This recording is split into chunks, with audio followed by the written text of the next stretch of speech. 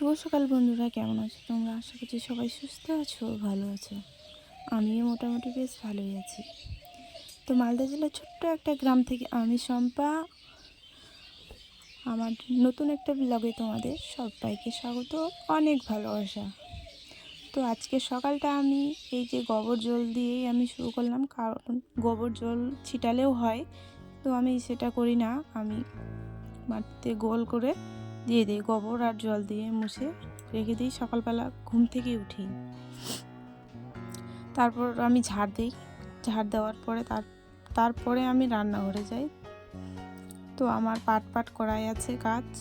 আমি ঘুম থেকে উঠে কোনটা আগে করব বা কোনটা পরে করব, তো আমি আমার মতোই করি। কে কীরকম করে আমি জানি না, তো যার যেটা ভালো লাগে। সবারই কাজের মানে ইয়েগুলো আলাদা, ঠিক আছে? কাজ সব একই, তো কাজের ধরনগুলো আলাদা, কাজ করার ইয়েগুলো আলাদা। তো বাড়িঘর তো ঝাড় দেওয়া হয়ে গেল ভিতরের। এখন চলে এসেছি বাইরের উঠোনে দিলাম। তারপর আবার সাইডে আছে, ওই যে ওইদিকে দেখতে পাচ্ছ, ওটা হচ্ছে ওই যে আমি যেখানে ইয়ে করছি, ঝাড় দিচ্ছি, ওখানে ওটা হচ্ছে রান্নাঘর। তারপর এদিকে আসছি আমি, এদিকে আছে তোমার ছাগলের গোয়াল ঘর আছে। তো বেশ ভালো না গো বাড়িটা আমাদের, বাড়ির খুব অবস্থাটা ভালো না, খুব খারাপ।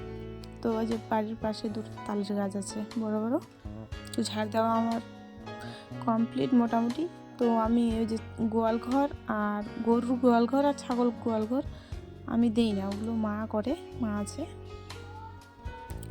ওগুলো মাই করে। তারপরে এই যে তোমার দেখো, এটা হচ্ছে তোমার জবা ফুলের গাছ। জবা বলতে লালটা না কিন্তু, ঠিক আছে, হালকা যেটা লাল আর কি, গোলাপের মতো দেখতে, যে গোলাপ কালার। আর এখানে দেখো একটা পেঁপে গাছ হয়েছে অনেক দিন আগে, অনেক দিন, কিন্তু একটা পেঁপে ধরেছে একটা, কিন্তু ওটা বড় হচ্ছে না বা পাকছেও না। তো ওটা রেখে দিয়েছি, দেখি কবে পাকছে, তো তোমাদেরকে অবশ্যই আমি দেখাবো। তো আমি তো প্রত্যেক ভিডিওতে আমি দেখিয়ে থাকি যে এই যে ঝাঁটাটা আমি এখানে রাখি, তো আমি এখানেই রাখি প্রত্যেক দিন। তারপর চলে গেলাম আমি ছাগলগুলো বার করতে গোয়াল ঘর থেকে। তো বললাম না আমার ঝাঁটা দেওয়া কমপ্লিট। তো এই যে ছাগলগুলো বার করবো আমি, আর মা ওখানে গিয়ে ঝাড় দেবে, প্রত্যেক দিনই দেয়।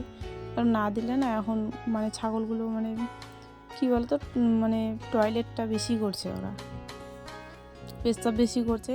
তো তার জন্য সকাল সকাল ওদেরকে বের করে দিচ্ছে, না হলে একদম শেষ।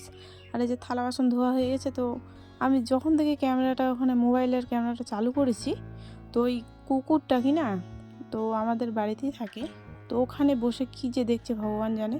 তো উঠতে উঠতে আমার মানে ভয় পেয়ে গেছিলাম আমি। তো আমি যতক্ষণ ধরে থালা বাসনগুলো ধুলাম ততক্ষণ অবধি বসেই থাকলো ওখানে। তো আমি জানি না কি হয়েছে ওর, তো একটু মানে ইয়ে করে বেড়ায়, আমার পিছনেই বেড়ায় কুকুরটা। তো ভালো, খারাপ না, ভালো, আমার ভালো লাগে। তারপর চলে আসলাম রান্নাঘরে। এই যে তোমার কালকে চা খেয়েছিলাম, তো চা খাওয়া কাপগুলো ধুয়ে ওগুলো উপরে রাখলাম তক্তার মধ্যে, আর থালা বাসনগুলো ওখানে রাখলাম ঝুড়িতে। আর এদিকে রান্নাঘরটা আমি লেপে নেব, আরও অনেক কাজ বাকি আছে। তো চলো তোমরা দেখতে থাকো ভিডিওটা, আর পুরো ভিডিওটা দেখার অনুরোধ রইল তোমাদেরকে।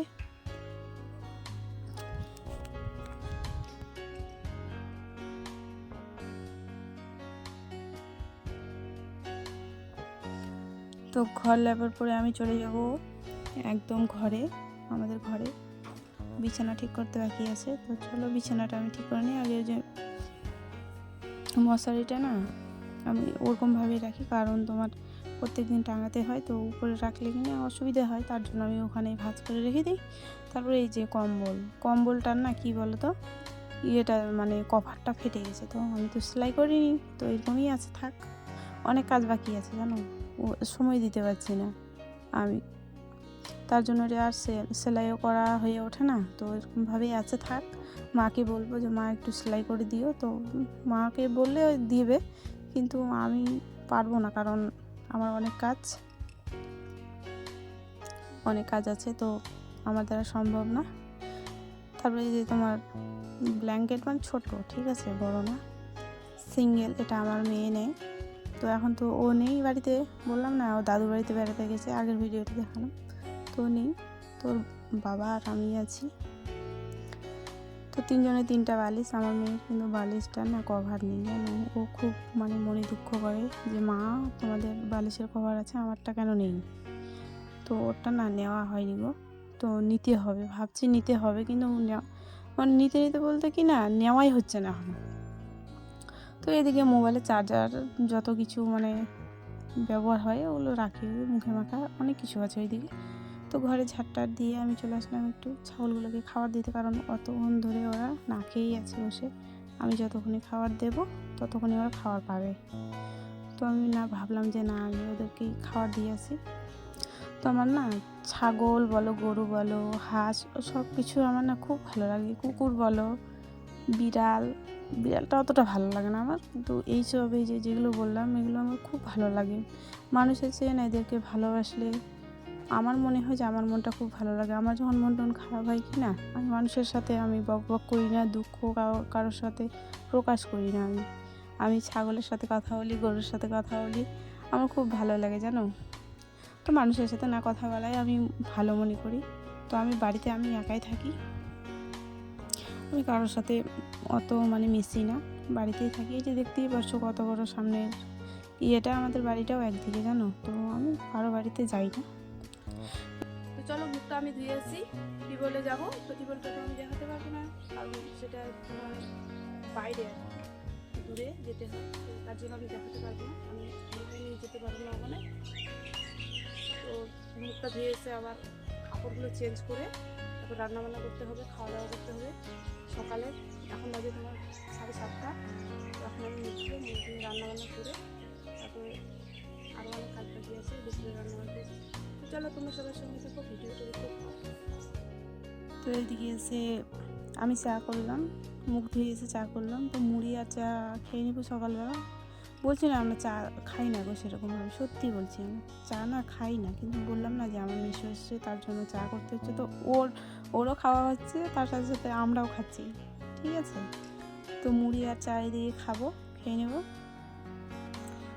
আর তরকারি আছে, তো তরকারি মুড়িয়ে আমি খেয়ে নেবো। খেয়ে নেওয়ার পরে তোমার চলে আসলাম, এই যে আলুগুলো তুলে নিয়ে এসছে জমি থেকে।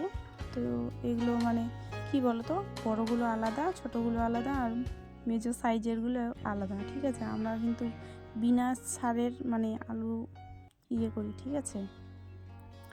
তো সার কোনো কিছুই দেয়নি জানো, শুধু আলুটা লাগিয়ে দিয়েছি আর জল দিয়েছি, মাটি দিয়েছি, এই সব দিয়েই মানে হয়ে গেছে। আমরা প্রতি বছর এরকম করেই করি, শুধু মনে করো 5 কাঠার মতো লাগাই একটা জমি, ঠিক আছে। একটা জমিতে লাগাই শুধু খাওয়ার জন্য, যাতে আমাদের খাওয়াটা যেন হয় বাড়িতে। মানে এই আলুগুলো কি না পচবে না, এই আলুগুলো একদম মানে যতদিন রাখতে চাও ততদিনই থাকবে, একদম ভালো, একটা আলু পচবে না। তো তার জন্য প্রতি বছরে আমরা বিনা সারের আলু লাগাই আর চাষ করি আর কি। তো হয়ে যাওয়ার পরে আমি স্নান করলাম, স্নান করে যে কিছু কাপড় কেচে দেওয়ার ছিল তো ওগুলো কেচে দিয়েছি, তো মেলে দেওয়া হয়ে গেছে। তো তোমাদেরকেও একটু দেখিয়ে দিলাম। তারপরে যেন আমাদের বাড়ি থেকে এসছে আমার ননদ আর আমার নন্দু। তো তোমরা কি বলো আমি জানি না, তো আমি ননদ আর নন্দুই বলি। তারপরে এইদিকে হাঁস কাটছে, তো আমি তো হাঁস খাই না, তো আমার জন্য এই যে আলু করলা মাছ দিয়ে আমি রান্না করব। আর টমেটো দিয়ে দিয়েছি, আর শুকনো লঙ্কা বাটাটা না বাটা হয়নি এখনও, বাটবো। তো রান্নাটা চাপিয়ে দিই, তারপরে এদিকে শুকনো লঙ্কা বেটে নেবো। তো এই যে করলা রান্না হয়ে গেল, তারপর আমি সাদা ভাত করে নেব। সাদা ভাত হয়ে গেছে আমার রান্না।